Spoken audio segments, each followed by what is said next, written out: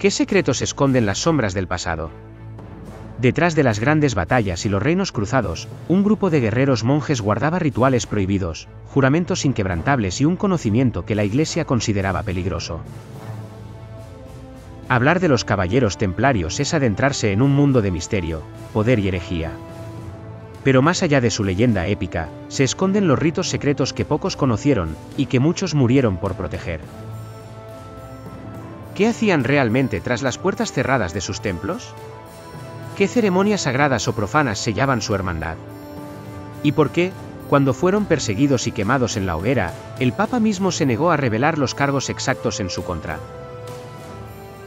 Hoy, exploramos los ritos ocultos de los templarios, una combinación de devoción, disciplina y prácticas que desafiaban los límites de la fe, rituales que, dicen algunos, aún perduran en las sombras. Prepárate. Has entrado en el círculo templario. En la oscuridad de una noche de octubre de 1307, mientras las llamas consumían los cuerpos de los últimos templarios en la plaza de París, los secretos más oscuros de la orden morían con ellos. O al menos eso creyeron sus verdugos. Pero la historia, como sabemos, tiene múltiples capas, y algunas permanecen ocultas bajo el polvo de los siglos. La Orden del Temple fue oficialmente disuelta por el Papa Clemente V en 1312, pero su legado perdura en los símbolos, en los lugares sagrados que construyeron, y en los rituales que, según algunas fuentes, nunca dejaron de existir. ¿Qué sucedía realmente en las cámaras secretas de sus fortalezas? ¿Qué conocimientos prohibidos custodiaban que valían la pena morir por ellos? ¿Y por qué, incluso hoy, las sociedades secretas modernas aún utilizan símbolos y rituales que claramente provienen del Temple? La respuesta nos llevará desde las calles empedradas de la antigua Jerusalén, pasando por los misteriosos templos de París, hasta las ruinas de sus castillos en Escocia y Portugal. Un viaje a través del tiempo para descubrir los ritos más secretos de los guerreros monjes que cambiaron el curso de la historia. El origen de la hermandad. Año 1118. Las calles de Jerusalén aún resonaban con el eco de las cruzadas. La ciudad santa, recientemente conquistada por los cruzados en la primera cruzada, era un hervidero de tensiones entre peregrinos cristianos, comerciantes y musulmanes que aún recordaban su dominio. En este contexto de incertidumbre y peligro, 9 caballeros franceses se presentaron ante el patriarca de Jerusalén con una propuesta inusual: proteger a los peregrinos que viajaban a Tierra Santa. Estos hombres, liderados por Hugo de Payns, no buscaban tierras ni títulos. Su misión era diferente, más espiritual que terrenal. El nombre que adoptaron, Pobres Caballeros de Cristo y del Temple de Salomón, hacía referencia al lugar donde establecieron su cuartel general, las ruinas del antiguo Templo de Salomón. ¿Pero por qué este lugar en particular? ¿Qué los llevó a elegir precisamente las ruinas del templo judío más sagrado? Los 9 fundadores eran Hugo de Payns, Godfrey de Saint-Omer, Raymond Dupuy, André de Montbar, Archambault de Saint-Amand, Geoffrey de Brissac, Payen de Monjay, Hugues de Payens y Gautier de Chartres. Nombres que pronto se convertirían en leyenda, pero que en aquellos días eran simplemente 9 hombres con una visión. La orden creció rápidamente gracias al apoyo del Papa Honorio II y del rey Balduino II de Jerusalén. Pero fue en el Concilio de Troyes en 1129 donde la Orden del Temple recibió su reconocimiento oficial por parte de la Iglesia Católica. San Bernardo de Claraval, el poderoso abad cisterciense, se convirtió en su principal defensor y redactó la regla que guiaría su conducta, la Regla de San Bernardo. Pero esta regla, aunque pública, solo mostraba la superficie de lo que realmente sucedía dentro de la orden. Los verdaderos rituales, los secretos que los hacían tan poderosos y temidos, permanecían ocultos tras las puertas cerradas de sus templos. Los templarios no eran simplemente monjes guerreros. Eran banqueros, constructores, diplomáticos y guardianes de secretos que desafiaban la comprensión convencional de su época. Su red de templos se extendía desde Escocia hasta Palestina, y en cada uno de ellos se celebraban rituales que solo los iniciados podían conocer. La estructura jerárquica de la orden era tan compleja como sus rituales. La ceremonia de iniciación. La iniciación de un nuevo templario no era un simple juramento de obediencia. Era una transformación completa del individuo, un proceso que podía durar días e incluso semanas, y que marcaba para siempre el destino del nuevo miembro. Los candidatos eran sometidos a interrogatorios exhaustivos que iban más allá de lo religioso. Se examinaba su pureza moral, su historial familiar, sus pecados pasados e incluso sus sueños más íntimos. Nada quedaba sin escrutar en la búsqueda de un alma digna de portar el manto blanco con la cruz roja. Pero el ritual más importante, el que verdaderamente marcaba la entrada en la hermandad, era la recepción del nuevo hermano. Esta ceremonia, celebrada bajo la luz de la luna o en las profundidades de las criptas templarias, tenía componentes que aún hoy desconcertarían a los observadores más escépticos. La ceremonia comenzaba con la desnudez completa del postulante, un acto que simbolizaba la renuncia total al mundo material y la pureza espiritual. Este momento era tan crucial que muchos candidatos abandonaban la orden antes incluso de completar esta primera prueba. Luego venía la prueba del fuego. El candidato debía caminar descalzo sobre brasas ardientes mientras recitaba oraciones en latín. Esta prueba demostraba su fe y su capacidad para soportar el dolor físico sin quejarse. Solo los más fuertes espiritualmente lograban superar esta prueba sin mostrar debilidad. El tercer elemento era la bofetada ritual. El postulante recibía una bofetada en cada mejilla, una de parte del gran maestre y otra de parte del más anciano de los presentes. Esta humillación física simbolizaba la sumisión total a la autoridad de la orden y la renuncia al orgullo personal. Pero el elemento más controvertido y misterioso era el ósculo infame. Este rito requería que el nuevo hermano besara al maestro de ceremonias en lugares considerados tabú por la sociedad medieval, la boca, la nalga o el ombligo. Este beso no tenía connotaciones homosexuales, como posteriormente se acusaría, sino que representaba la aceptación total de la autoridad y la renuncia a las normas sociales convencionales. Una vez superadas estas pruebas físicas, venía la parte espiritual. El candidato debía colocar las manos sobre el Evangelio mientras juraba sus votos solemnes, pobreza, castidad, obediencia y secreto absoluto sobre los rituales de la orden. La ruptura del secreto era castigada con la muerte, y muchos templarios prefirieron morir antes que revelar los misterios de su hermandad. La ceremonia concluía con la imposición del hábito, una túnica blanca con una cruz roja en el pecho. Este uniforme no solo identificaba a los templarios, sino que también simbolizaba su pureza espiritual, blanco, manchada por la sangre derramada en defensa de la fe, rojo. Pero más allá de estos rituales públicos, existían ceremonias secretas que solo los maestros conocían. Se hablaba de rituales de purificación con hierbas sagradas, de meditaciones estáticas que duraban días, y de visiones que solo los iniciados podían experimentar. Los ritos diarios y la vida en el templo. La vida dentro de un templo templario seguía una estricta rutina monástica que combinaba la disciplina militar con la devoción religiosa.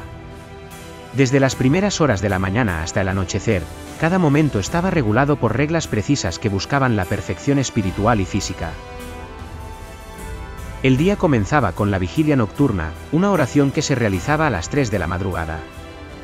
Los templarios creían que esta práctica fortalecía su conexión con lo divino y los preparaba para las batallas espirituales que enfrentarían durante el día. A las 5 de la mañana, la primera misa del día. Todos los hermanos, desde el gran maestre hasta el más humilde servidor, participaban en esta ceremonia. La igualdad ante Dios era un principio fundamental de la orden, aunque en la práctica existía una jerarquía clara. El desayuno era austero, pan, agua y ocasionalmente vino. La sobriedad era una virtud que se practicaba en todos los aspectos de la vida templaria. Incluso cuando la orden alcanzó su máximo poder económico, los hermanos mantenían un estilo de vida simple. A las 8 de la mañana comenzaban las actividades del día. Los caballeros templarios se entrenaban en combate, los sargentos se ocupaban de las tareas administrativas y de mantenimiento, y los clérigos se dedicaban a los estudios religiosos y a la copia de manuscritos. Pero entre las sombras de sus fortalezas se celebraban rituales más profanos y misteriosos que los documentos oficiales nunca mencionaban. Estos rituales, conocidos solo por los grados más altos de la orden, eran el verdadero corazón de los secretos templarios. La Misa del Fuego era una ceremonia que se celebraba durante las noches más oscuras del año. En una sala subterránea iluminada solo por antorchas. Los templarios más experimentados se reunían para realizar una ceremonia que combinaba elementos cristianos con prácticas que muchos considerarían herejías. El ritual comenzaba con la invocación de los espíritus de los antiguos guerreros caídos. Los templarios creían que las almas de los valientes que murieron en defensa de la fe podían ofrecer guía y protección a los vivos. Esta práctica, aunque considerada peligrosa por la Iglesia, era fundamental para la psicología de combate de los templarios. Durante la ceremonia, se quemaban hierbas sagradas y se recitaban oraciones en un latín arcaico que algunos expertos han identificado como perteneciente a textos precristianos. El objetivo era alcanzar un estado de éxtasis espiritual que permitiera comunicarse con fuerzas sobrenaturales. El rito de la cabeza era quizás el más misterioso de todos. Según las confesiones forzadas durante la Inquisición, los templarios adoraban una cabeza que algunos identificaban como Baphomet. ¿Pero qué era realmente esta cabeza? Algunos historiadores creen que se trataba de una representación simbólica de la sabiduría oculta, posiblemente inspirada en textos cabalistas o en antiguas divinidades paganas.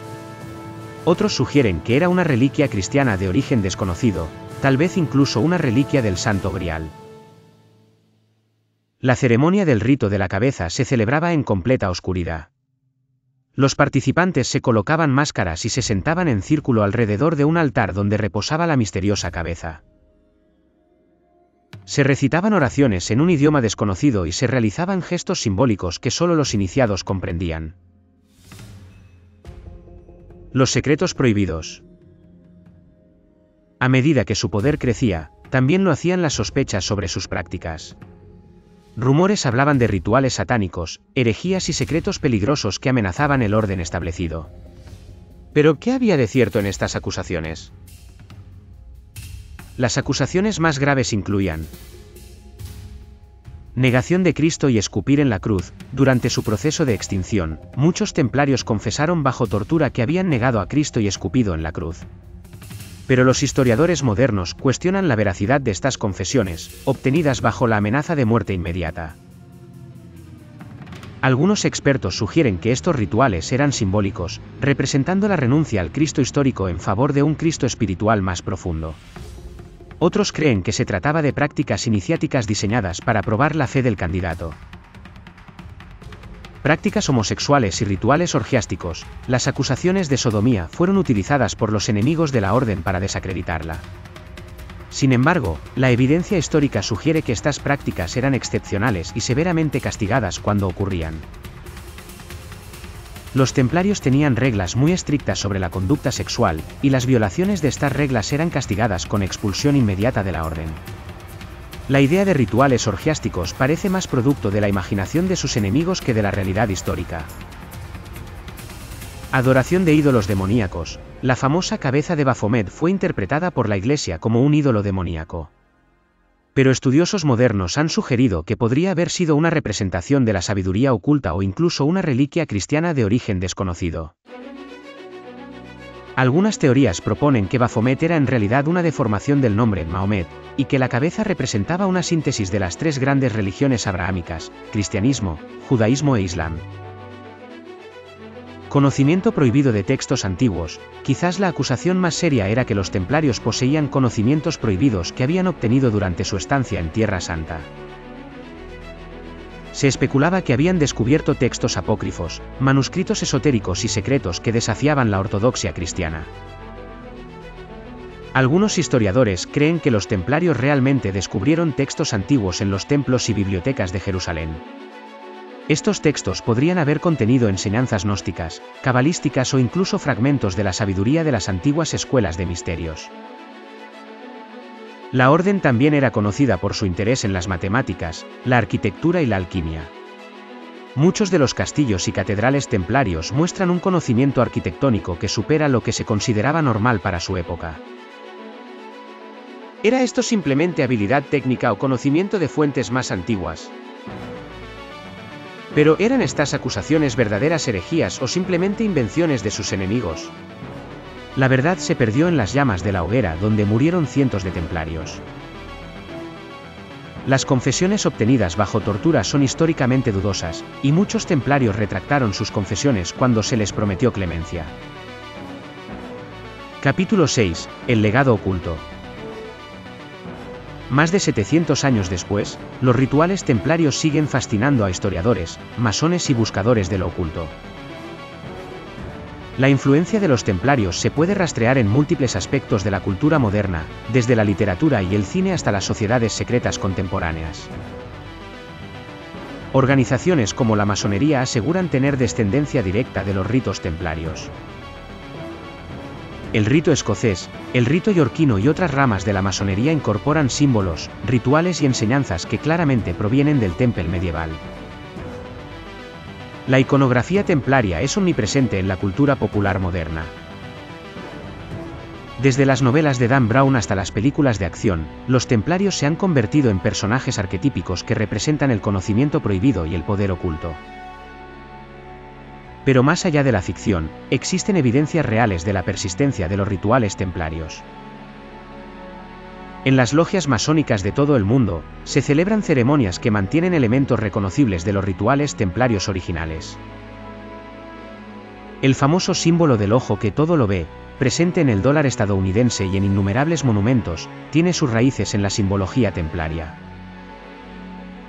Los templarios creían que este ojo representaba la vigilancia divina y la omnisciencia espiritual. Las prácticas alquímicas que los templarios supuestamente estudiaban han influido en el desarrollo de la ciencia moderna. Muchos de los principios de la química y la física contemporáneas tienen raíces en las investigaciones esotéricas de las órdenes medievales. En la arquitectura, el estilo templario sigue influyendo en los diseños modernos. Las proporciones geométricas, los símbolos ocultos incrustados en fachadas y la orientación astronómica de los edificios son técnicas que los templarios perfeccionaron y que aún se utilizan hoy. ¿Fueron los templarios simples monjes guerreros o guardianes de un conocimiento prohibido?